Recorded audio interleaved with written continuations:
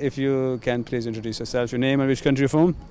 I'm Maciek, and I'm from Poland. So, sir, what are you studying in Queen Mary University, London? Entrepreneurship and innovation. It's a postgrad. Sir, this is a fantastic degree. Sounds like a new niche in the market. It's very interesting for sure. It's very broad also, and yeah. So why you chose this degree? Why not, acting or physics or computer or something? So that's a quite long story actually, but I will make it a little bit shorter.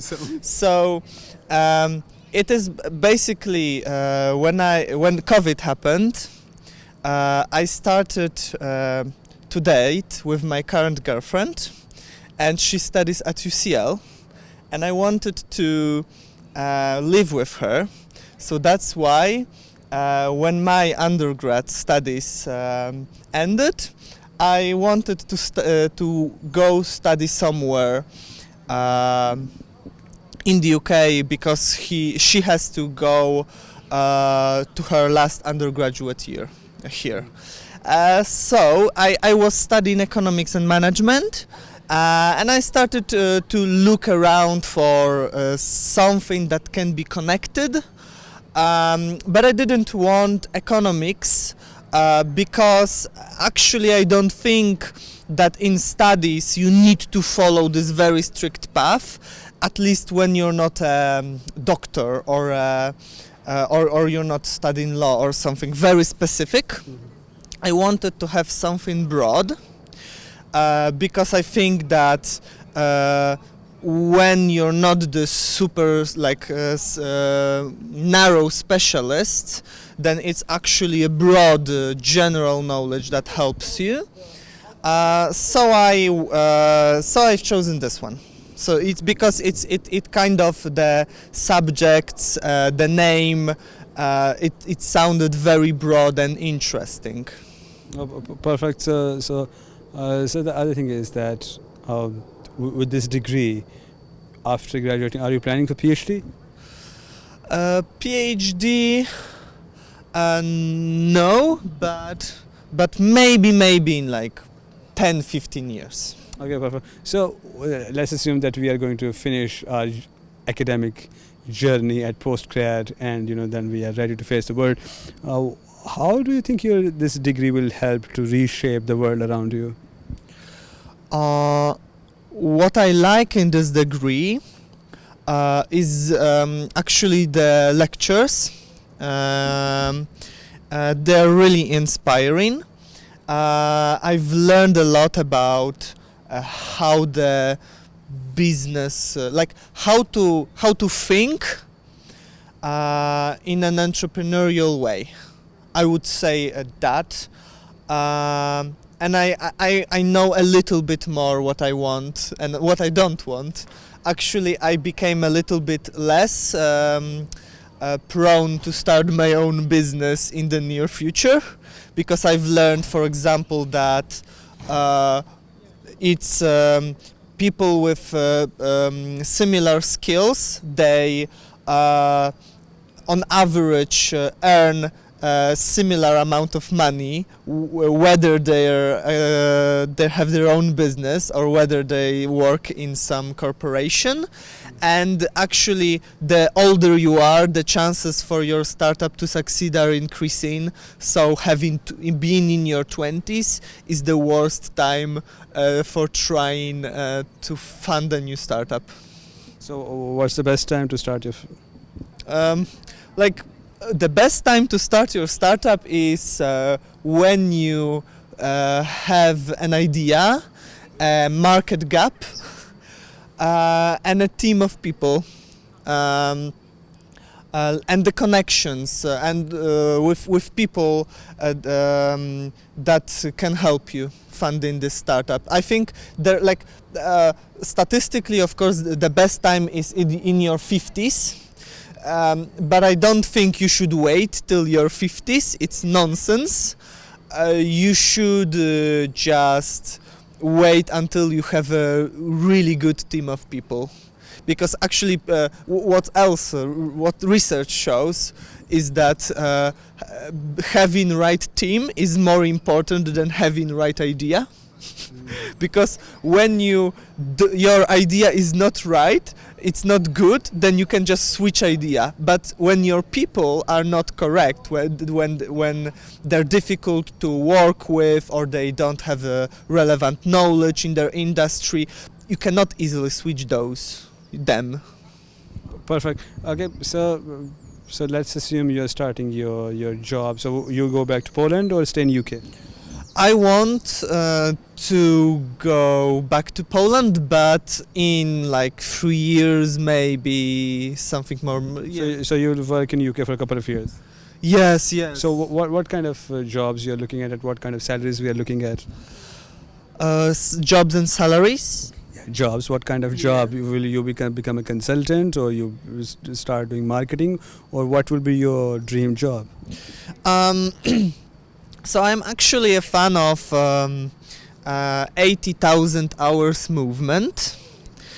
It's a movement like this 80,000 is average time that you will spend in your work if you would work 40 hours a week.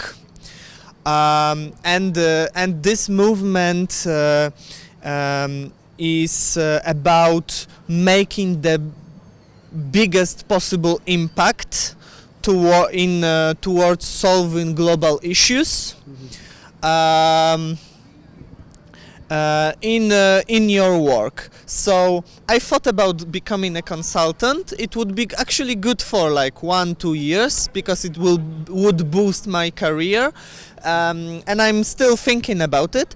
But honestly, I'm more thinking right now about some energy companies, or about some charities, even some non-government organizations that help with some global problems, let's say. Yeah. So with your degree, I assume it's quite broad, so you have to study some business ideas, you have to study accounting, you have to study how to make the Excel sheet and projections for the coming years, and you then present your ideas. And so it's if you're really interested, I believe it's quite exhaustive. What's the workload, if you would like to quantify how many number of hours are required to keep up with the pace of the professors when you're studying masters? Not much. So what I believe is that business studies aren't difficult in most cases, because in business studies you cannot, for example, like in medicine, you cannot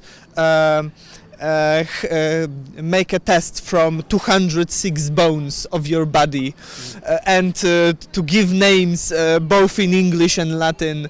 You cannot make very difficult tests in business studies.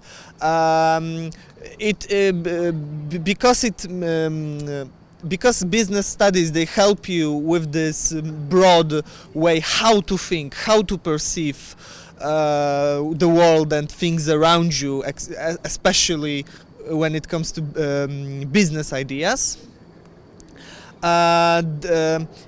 It depends on you. If you want to learn a lot, then the workload would be big. I have some friends who like really work 30, 40 hours here, because they have some additional ventures here, etc., etc. But if you just want to make it through, then literally I think 10-15 hours a week would suffice. And do you think a degree from Queen Mary helps getting the job, or as compared to the other universities? So it definitely helps. It's I call it personally prestigious enough. So it's not, of course, as prestigious as Oxford or Cambridge, but actually what research shows is that while like once you achieve the enough good enough university or good enough high school, then the prestige of your university won't help you much in your career. It won't boost you, and I think here there is a really good. There is one thing here that is really good, and it's actually this teaching. So I think it's really valuable university, because when it comes to prestige, it's good enough. They will hire me in every consultancy, and also I can actually learn here something. I don't have to just show them, oh, I'm from this and this university. I can really learn something and show it to my employer. So how much tuition you're paying? £24,000. Okay, and what is the living cost here? I live in Islington, and in Islington we rent 40 like 4 meters flat for a little bit more than £1,500 for 2 people, so not that bad. I would say 700 for £700 you can really live in nice place, something around here, if even in Islington. Because Furnished? what? Furnished? Yeah, of course. If even in Islington you can hire something for like less than £800 per person, quite nice, furnished. So yeah. That's great. So the other thing is, are there any scholarships offered by this university for the international students? Probably. Have you met any student here who is on scholarship? Oh, I don't know actually. I don't know. Okay, perfect. So that's great. Let's get to the last part of the discussion. Let's suppose you are in charge of the university for a day, and you have unlimited resources. Is there any change you would like to bring in? Good question. Yes. I think I would start to pay salary to protesting lectures. Right now in Queen Mary there are strikes. Those strikes are not connected to Queen Mary itself. They are connected to the broad national problem that the government cutted 30% of future of future, not salary. Future fundings or future development plans or research funds? When you're retired, pension. Oh yeah. So they cutted 30% of future pensions for lectures, and around the country many people started to protest it, but management in Queen Mary was very aggressive toward this strike, and they people who started to protest, they won't be paid for any day they protested. So it makes this, and they have to reschedule the lost hours. So it makes these protests useless, basically. And that's the main thing. I really love this place. I love this university, but the main thing I would change is this attitude towards striking. So other than this thing, do you have anything else on your mind? Student union does a lot of